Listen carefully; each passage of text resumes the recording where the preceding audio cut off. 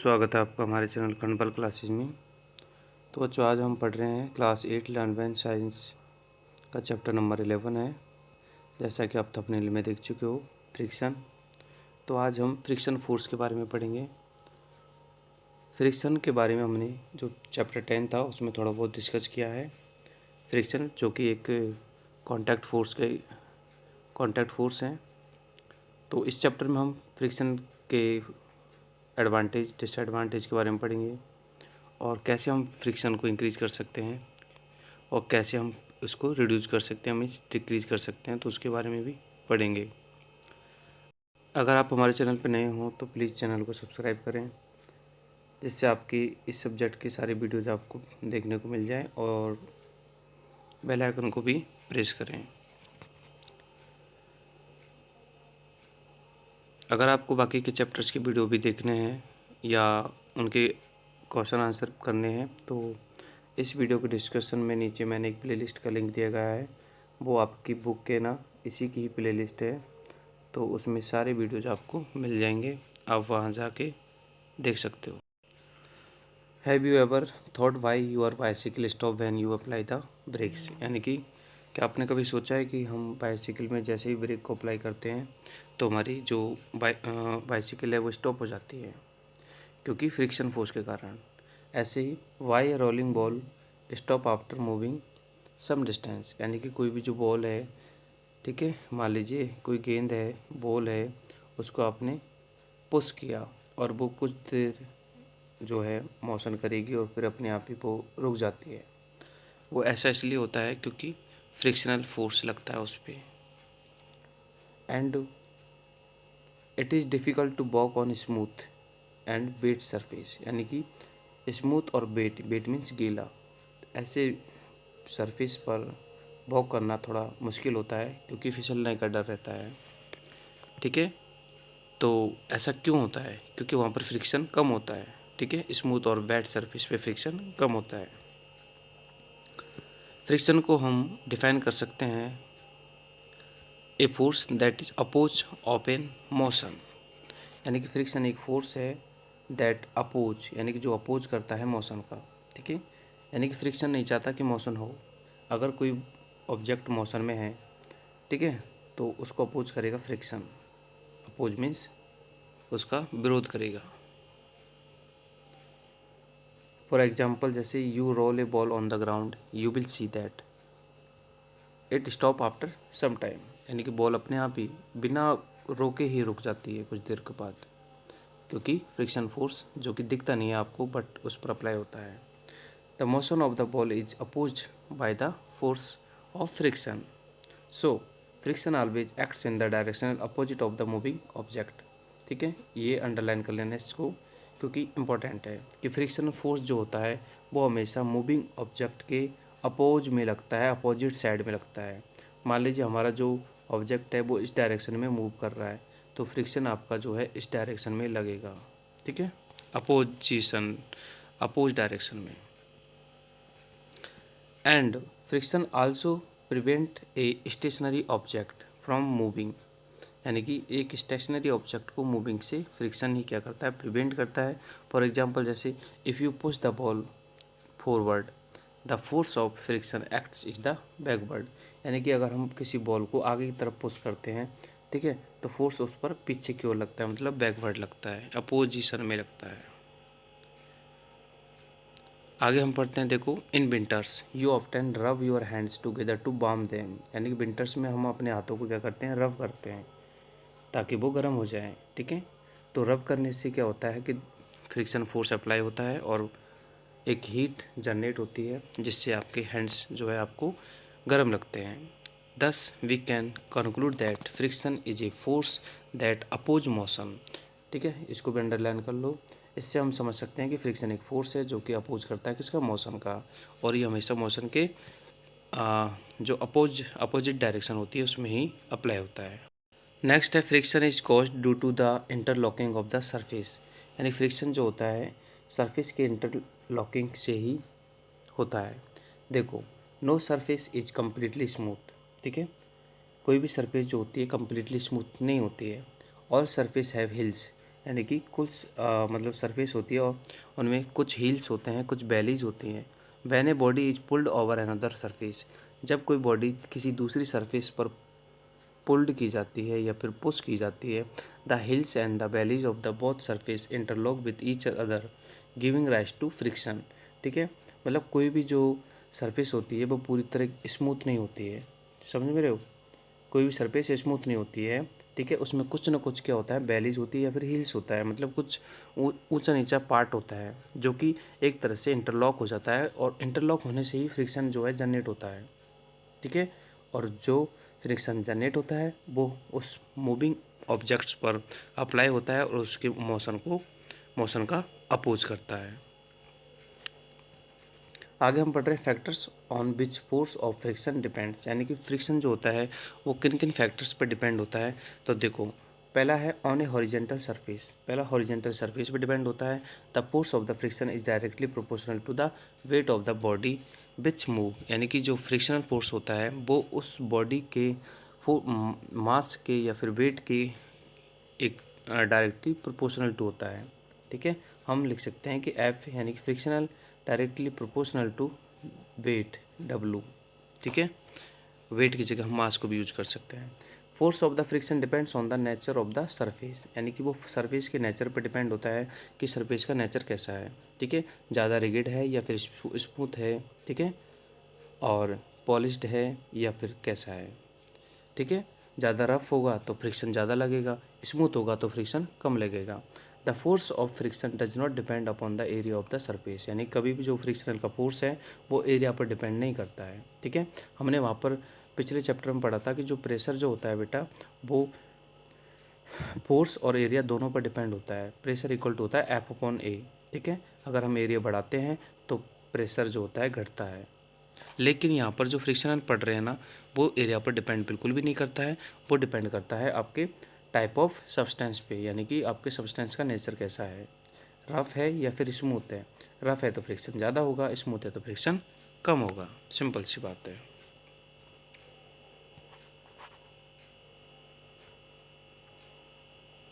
आगे हम देख रहे हैं टाइप ऑफ फ्रिक्शंस। अब देखो फ्रिक्शंस के कितने टाइप होते हैं। तो फ्रिक्शन जो होते हैं मेनली 3 टाइप के यहाँ पर आपको पढ़ने को मिलेंगे। एक तो स्टैटिक फ्रिक्शन होता है, और एक स्लाइडिंग फ्रिक्शन होता है, और एक रोलिंग फ्रिक्शन होता है। अब स्टैटिक क्या होता है? स्टैटिक मीन्स है कोई भी वस्तु जो है एक जगह पर अगर रखी हुई है तो हम उसको बोलेंगे स्टैटिक फ्रिक्शन। जैसे देखो, a type of friction exist between two bodies that are relatively at rest. Important चीज़ है रेस्ट, यानी कि दो बॉडीज अगर रेस्ट में है, यानी कि वो मूवमेंट में नहीं है, रेस्ट में है, तो भी उनके बिटवीन जो है फ्रिक्शन अप्लाई होता है। Even thought and external force is acting on them, यानी कि इन पे एक्सटर्नल फोर्स जो होता है वो भी एक्ट करता है।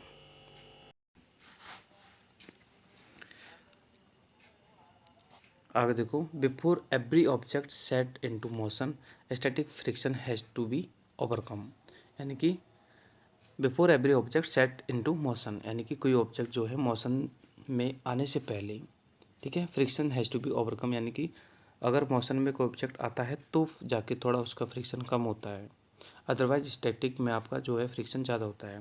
फॉर एग्जांपल, जैसे when you apply force on the move a heavy box, यानी कोई हैवी बॉक्स को जैसे आप मतलब अब उसको पुल करोगे या पुश करोगे, ठीक है, from one place to another, a force is required to be overcome.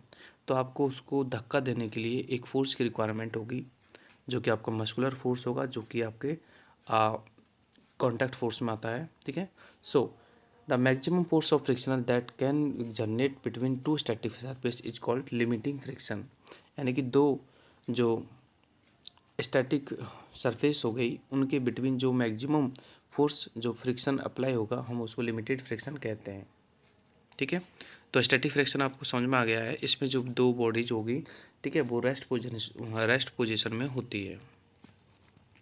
आगे हम पढ़ रहे हैं नेक्स्ट जो है हमारा स्लाइडिंग फ्रिक्शन। तो स्लाइडिंग नाम से ही पता लग रहा है, ये स्लाइडिंग मीन्स क्या होता है, स्लाइड करना। ठीक है, और इसको काइनेटिक फ्रिक्शन भी बोलते हैं, क्योंकि काइनेटिक मीन्स होता है movement.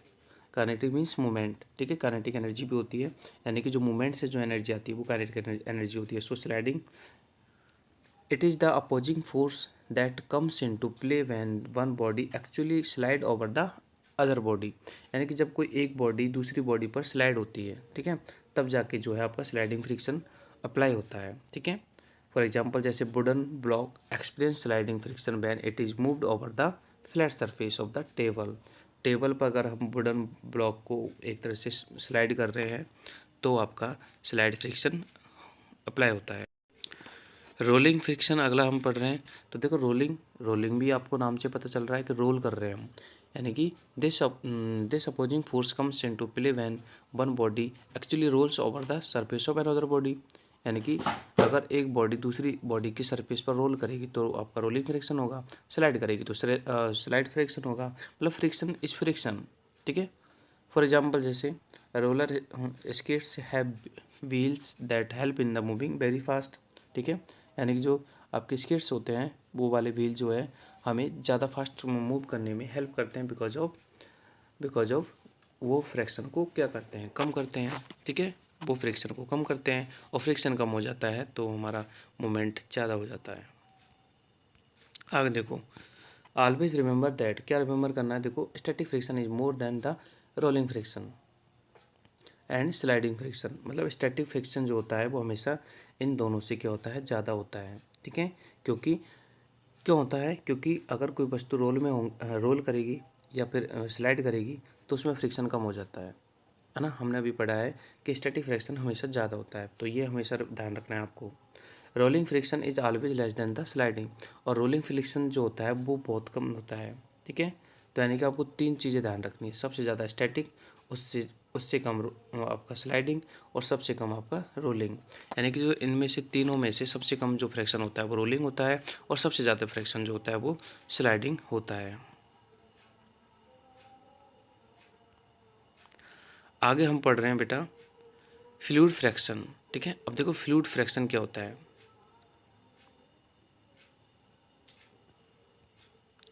Liquid and gases are called fluids, यानी ये दोनों ही जो स्टेट्स हैं ये फ्लूइड में आती है। And all fluids exert a force of friction on the object, यानी कि फ्लूइड्स भी एक ऑब्जेक्ट पर एक तरह से फोर्स को अप्लाई करते हैं so that move through them which is called drag.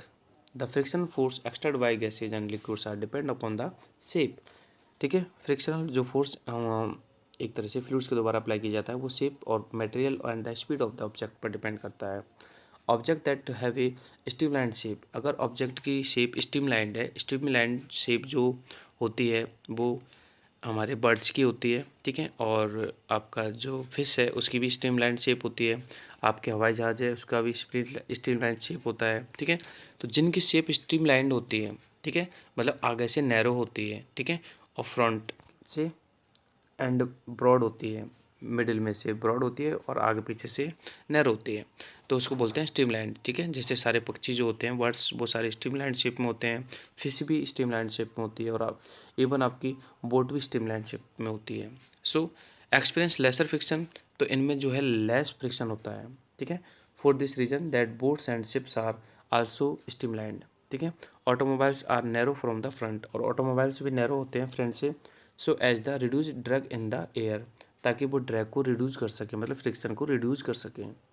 The minimising fluid friction, जैसे एरोप्लेन्स है, रॉकेट्स हैं, मिसाइल्स हैं, हैव ए स्ट्रीमलाइन शेप, इन सब की जो शेप होती है स्ट्रीमलाइन होती है ताकि फ्रिक्शन को कम कर सके। अब सपोज करो स्ट्रीमलाइन शेप कैसे होती है, जैसे आपने देखा है सामने से ऐसे, मतलब फ्रंट पार्ट बिल्कुल नैरो होता है, ठीक है, और पीछे का मिडिल का थोड़ा ब्रॉड होता है और पीछे का भी एक तरह से नैरो होता है, तो यहाँ पर फ्रिक्शन कम होता है, तो ऐसी शेप को बोलते हैं स्ट्रीमलाइन, ठीक है, जैसे कि आपकी फिश की होती है। आगे हम पढ़ रहे हैं बेटा फ्रिक्शंस के एडवांटेज एंड डिसएडवांटेज, ठीक है। तो पहले हम कुछ एडवांटेज पढ़ लेते हैं। तो देखो we are able to walk on the ground easily, हम जो है ग्राउंड पर ईजिली वॉक कर सकते हैं क्योंकि फ्रिक्शंस के कारण, ठीक है। यानी कि हमारे फिट और ग्राउंड के बिटवीन जो है फ्रिक्शन फोर्स अप्लाई होता है तो हम इजीली वॉक कर सकते हैं, तो ये हमारे लिए बेनिफिशियल है। You must have observe that you have to be walk carefully on the marbles, आपने ये ऑब्जर्व किया होगा कि जो मार्बल्स वगैरह होती है हमें उन पर केयरफुली चलना होता है क्योंकि वो स्मूथ होती है, ठीक है, और उन पर फ्रिक्शन कम होता है, ठीक है। और कोई भी जैसे आइस है, मार्बल है, इन पे हमें बिल्कुल धीरे धीरे चलना पड़ता है क्योंकि वहाँ पर फ्रिक्शन कम होता है, यानी कि विदाउट फ्रिक्शन हम नहीं चल सकते, समझे कुछ। यानी कि फ्रिक्शन जो है हमें चलने में हेल्प करता है, अगर फ्रिक्शन जीरो हो जाए तो हम चल ही नहीं सकते। सो वी ऑप्टेन स्लीप, यानी कि हम स्लीप हो जाते हैं वॉकिंग ऑन देम, यानी कि जब हम उन पर वॉक करते हैं। सेकेंड है wheel, vehicles skid on wet on the grassy roads, ठीक है, as friction is very less, यानी कि ग्रासी रोड्स पर जो फ्रिक्शन होता है वो बहुत कम होता है। Tyres of vehicles are treated to increase friction, ठीक है, तो व्हीकल्स के जो ये टायर होते हैं ये एक तरह से फ्रिक्शन को इंक्रीज करने के लिए ट्रीटेड होते हैं। The vehicles without treated tyre tend to skid, मतलब अगर ये मान लीजिए ट्रीटेड ना हो, ट्रीटेड का मतलब है आपने देखा होगा टायर पर जो आपके ऐसे जो खांचे बने होते हैं ना उनको बोलते हैं ट्रीटेड। ये खांचे क्यों बने होते हैं टायर पे, वो इसलिए बने होते हैं ताकि फ्रिक्शन ज़्यादा हो, और फ्रिक्शन ज़्यादा होगा तो हम एक तरह से टायर जो है स्लिप नहीं होगा, ठीक है। Tyres are treated by the making groups, यानी इन पर ग्रुप्स बनाई जाती है ना, बेटर ग्रिप के लिए, मतलब इन पर ग्रिप अच्छे हो, ग्रिप मीन्स पकड़ अच्छी हो, किस पर, रोड पर, ठीक है। अगर टायर की ग्रिप जो है अच्छी नहीं होगी, ठीक है, तो रोड पर उसकी पकड़ कम होगी, यानी कि हमारा जो व्हीकल है वो फिसलेगा ज़्यादा, ठीक है, स्लिप ज़्यादा होगा। तो एक ये भी है। नेक्स्ट है spikes provide under the shoes of players, यानी कि प्लेयर्स के शूज के अंदर स्पाइक्स होते हैं, and athlete increase friction and thus enable them to be have to back better grip in the ground, ठीक है। तो इनके जो शूज़ होते हैं उनमें कुछ ऐसा ही मतलब ग्रुप्स होते हैं ताकि उनकी भी जो ग्रिप है ग्राउंड पर ज़्यादा बेटर तरीके से हो सके और वो अच्छे से रनिंग कर सके। नेक्स्ट है we are able to write on the paper, देखो हम पेपर पर लिख सकते हैं, क्यों बताओ, एक पेन और पेंसिल के द्वारा हम पेपर पर लिख सकते हैं बिकॉज ऑफ फ्रिक्शन। अगर फ्रिक्शन ना हो तो हम बिल्कुल नहीं लिख सकते, ठीक है, फ्रिक्शन है तभी तो हम लिख सकते हैं, ठीक है। और ऐसी जगह जहाँ पर फ्रिक्शन कम है, मतलब स्मूथ जगह, तो आपने देखा होगा स्मूथ जगह पर हम बिल्कुल राइट नहीं कर सकते बिकॉज ऑफ वहाँ पर फ्रिक्शन नहीं है। तो यानी कि आपको ध्यान रखना है, फ्रिक्शन भी आपको लिखने में हेल्प करता है। नेक्स्ट है द ब्रेक्स ऑफ मूविंग, ये तो आपने पढ़ लिया है, ठीक है। मूविंग व्हीकल्स के जो ब्रेक्स होते हैं वो भी फ्रिक्शन पर ही डिपेंड होते हैं, ठीक है। जैसे हम ब्रेक लगाते हैं तो फ्रिक्शन अप्लाई होता है और हमारा व्हीकल स्टॉप हो जाता है। अगला जो आपका एडवांटेज है वो है एक match stick catches fire when it is rubbed against the rough surface, यानी कि मैच स्टिक को जैसे ही रफ सरफेस पर एक तरह से रब किया जाता है तो वो फायर को कैच कर लेती है, ठीक है। तो रब करने का मतलब है हमने फ्रिक्शन फोर्स अप्लाई किया, ठीक है। तो ये कुछ एडवांटेज हैं और डिसएडवांटेज भी होते हैं फ्रिक्शन के, ठीक है। और डिसएडवांटेज में देखो सबसे पहले आपको दिख रहा है शूज, ठीक है, ये, ठीक है, चलते चलते सब शूज़ जो है फट जाते हैं नीचे से, तो उसका एक ये डिसएडवांटेज है। और भी देख लो काफ़ी सारे हैं, देखो फर्स्ट पॉइंट है the surface of the screw and the ball bearing of the machines weared out due to frictional force of the two surface, ठीक है, यानी फ्रिक्शनल फोर्स के कारण जो होती है बॉल बेयरिंग वगैरह होती है वो मशीन्स में घिस जाती है, ठीक है, एंड ये भी लॉस है। आगे देखो friction cause damage of machines, यानी फ्रिक्शन में जो है ज़्यादातर जो मूवेबल पार्ट होते हैं वो डैमेज होते हैं क्योंकि उनमें फ्रिक्शन ज़्यादा होता है, ठीक है, और इसलिए जो मशीन है वो एक तरह से डैमेज होती है। आगे है friction cause wear and tear, friction जो होता है बियर और टीयर कॉज करता है, यानी कि जैसे sole of shoes and tyres of the vehicles wear out gradually, यानी कि जल्दी ख़राब हो जाते हैं ना वो, इसलिए। आगे फ्रिक्शन कॉजेज वेस्ट ऑफ और एनर्जी, यानी कि फ्रिक्शन से एनर्जी वेस्ट होती है, कैसे, lot of energy wasted because object is contact require more force to be overcome, यानी कि जब एक ऑब्जेक्ट दूसरे ऑब्जेक्ट के कॉन्टैक्ट में होता है तो एक तरह से ज़्यादा फोर्स अप्लाई करना पड़ता है, ठीक है, तो रबिंग के लिए, इसलिए फ्रिक्शन से हमें एनर्जी भी ज़्यादा लगती है। तो ये कुछ हमारे एडवांटेज थे फ्रिक्शंस के, तो दोनों ही होते हैं। आगे हम पढ़ रहे हैं ways to be increase friction, यानी कि हम फ्रिक्शन को कैसे इंक्रीज कर सकते हैं, तो उसके यहाँ पर कुछ वेज दे रखे हैं। पहला पॉइंट है हमारा by increasing the roughness of the surface, यानी कि अगर हमें फ्रिक्शन को इंक्रीज करना है ना, ये सबसे इम्पोर्टेंट है कि जो है रफनेस को इंक्रीज कर दो, यानी कि स्मूथनेस को हटा दो और रफनेस को इंक्रीज कर दो तो फ्रिक्शन बढ़ जाएगा। It is one of the most common method होता है, सिंपल सा बात है। टायर्स आर ट्रीटेड, टायर्स जो होते हैं वो ट्रीटेड किए जाते हैं तब जाके जो है मतलब वो एक तरह से उनमें ज़्यादा फ्रिक्शन अप्लाई होता है और ज़्यादा फ्रिक्शन अप्लाई होता है तो उस टायर की जो है हमारे अर्थ सरफेस पे यानी कि ग्राउंड से पकड़ अच्छी बनती है। ठीक है, तो टायर में भी यही होता है भाई, हमारे जो गाड़ियों के टायर है या आपकी साइकिल के टायर है, ठीक है, जब वो घिस जाते हैं तो स्लिप होने का डर रहता है। क्यों? क्योंकि उनमें ग्रूव नहीं होती। तो सिंपल सी बात है कि उनमें रफनेस नहीं होती, तो रफनेस बढ़ा लो, फ्रिक्शन बढ़ जाएगा। आगे है बाय ड्राइंग द सरफेस, यानी कि किसी भी सरफेस को ड्राई करने से भी फ्रिक्शन बढ़ जाता है। ठीक है, drying the surface is another way of the increasing friction. Sand and gravel are thrown on a slippery ground, यानी कि कोई स्लिपरी ग्राउंड होता है तो उस पर हम सैंड और ग्रेवल फेंक देते हैं जिससे कि वो स्लिपरी ना हो और फ्रिक्शन जो है एक तरह से इंक्रीज ना हो और घट जाए। ठीक है, gymnastic often rough surface coarse substance on their hands to be have a better grip, यानी कि वो अपने हाथ पे, ठीक है, एक तरह से कुछ पहनते हैं ताकि उनकी जो है पकड़ अच्छी हो सके। एक कोर्स सब्सटेंस इंक्रीज फ्रिक्शन, यानी कि एक कोर्स सब्सटेंस होगा, कोर्स मीन्स खुरदरा, कोई खुरदरा सब्सटेंस होगा तो वो फ्रिक्शन ज़्यादा अप्लाई करेगा, मतलब फ्रिक्शन ज़्यादा होगा। नेक्स्ट है the use of brake pads, है ना, ब्रेक पैड्स का भी यूज कर सकते हैं हम, is other method of the increasing friction. The brake pads is a brake system, यानी कि जैसे कि साइकिल में होता है। ठीक है, साइकिल में जैसे हम तो ब्रेक दबाते हैं तो हमारी साइकिल स्टॉप हो जाती है। ठीक है, तो ब्रेक सिस्टम भी हम कर सकते हैं ऐसे।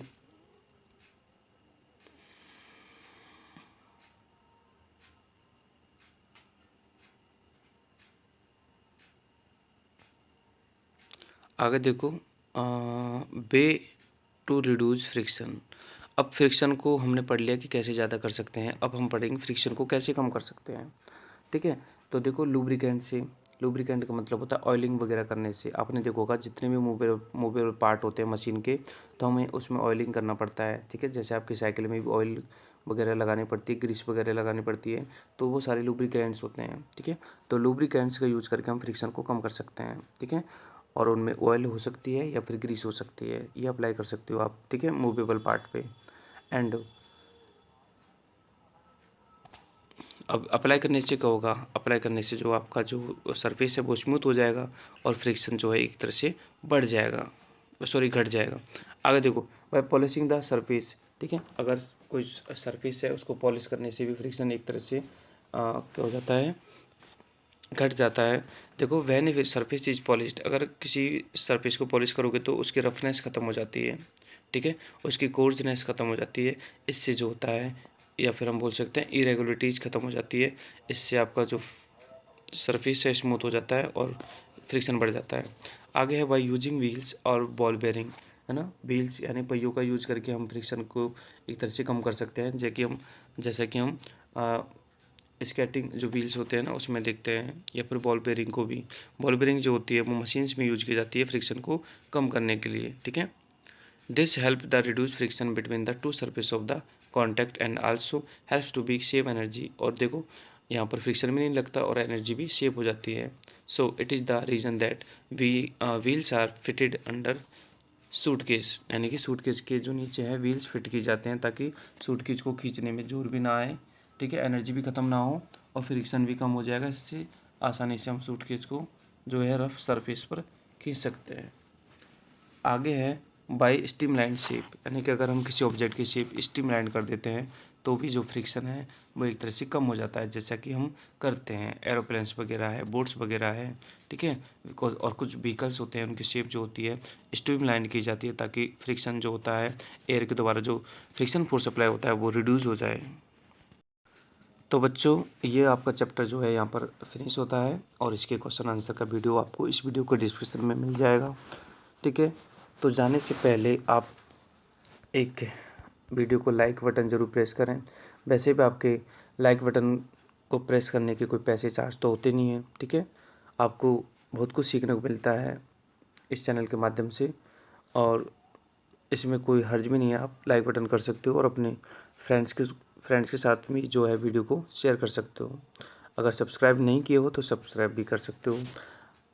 आगे हम जो टाइम टू क्वेश्चन आंसर है, जैसे groups are made of the under side of the shoes to make their surface rough, तो बिल्कुल सही बात है, ग्रुप्स बनाए जाते हैं। तो आगे ये राइट है।